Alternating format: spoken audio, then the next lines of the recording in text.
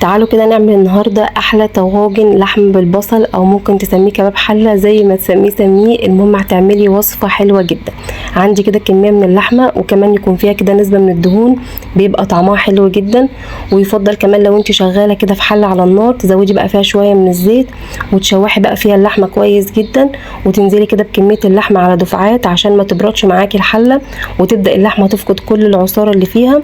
فنبدا اول حاجه ان احنا نشوح اللحمه كده في الزيت كويس جدا.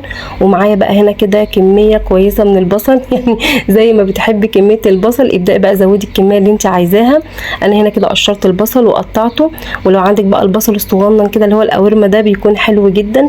فنزلت عندي بقى كده بعد اللحمه ما اتشوحت معايا بكميه البصل، وزودت عندي بقى كده شويه من الصويا صوص، وكمان من دبس الرمان، ومعاكي بقى التوابل ملح وفلفل اسود، السبع بهارات، ورشه جوز الطيب. وابداي بقى شوحي البصل مع اللحمه كويس قوي.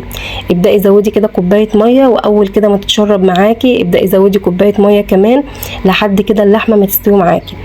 انما لو شغاله في حله ضغط مثلا ابداي كده زودي كميه الميه واقفلي بقى عليها كويس جدا. هتاخد معاكي نص ساعه وهتبقى معاكي احلى لحمه مكرمله كده، والبصل معاكي دايب، وهتبقى حلوه قوي. في الوقت بقى اللي اللحمه هتبدا تستوي فيه هبدا اعمل بقى شويه كده مكرونه. انا طبعا بحب اعمل المكرونه بالطريقه البسيطه جدا. ميه مغليه فيها شويه من الملح، وببدا ان انا انزل عندي بكميه المكرونه. انا مستخدمه مكرونه هنا سنيوره. هبدا كده اسيب عندي المكرونه لحد كده ما تتسلق معايا. وهنا بقى اللحمه عندي كانت بدات ان هي بقى تستوي وتدوب معايا كده. شايفين بقى البصل بدا كده يتكرمل. كان فيها بقى شويه ميه كده صغيرين. لو انت بقى حابه تنقليها في طواجن وتخليها بقى تكمل تسويتها كده في الفرن بتكون خطيره جدا. لو انت عايزه بقى تحتفظي بالصوص الحلو ده كده وتاكليه بقى مع المكرونه او مثلا بعيش برده بيكون حلو قوي. فهنا بقى سبت اللحمه برده كده تكمل تسويه كمان، ورحت بقى اكمل عندي هنا المكرونه.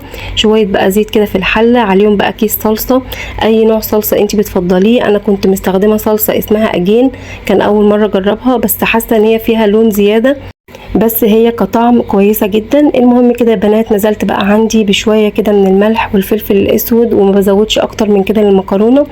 بسيب بقى الصلصه كده لحد ما تبدا ان هي تتسبك معايا شويه، لان دي صلصه بقى اللي هي البرطمانات الجاهزه، فبتكون فيها برده مواد حافظه. فبستنى كده عليها شويه في الزيت، وبنزل عندي بكميه المكرونه، وببدا ان انا اسيبها بقى على نار هاديه كده شويه لحد بقى اللحمه عندي ما كانت بقى استوت وبقت كده دايبه، وريحتها وطعمها كان حلو جدا.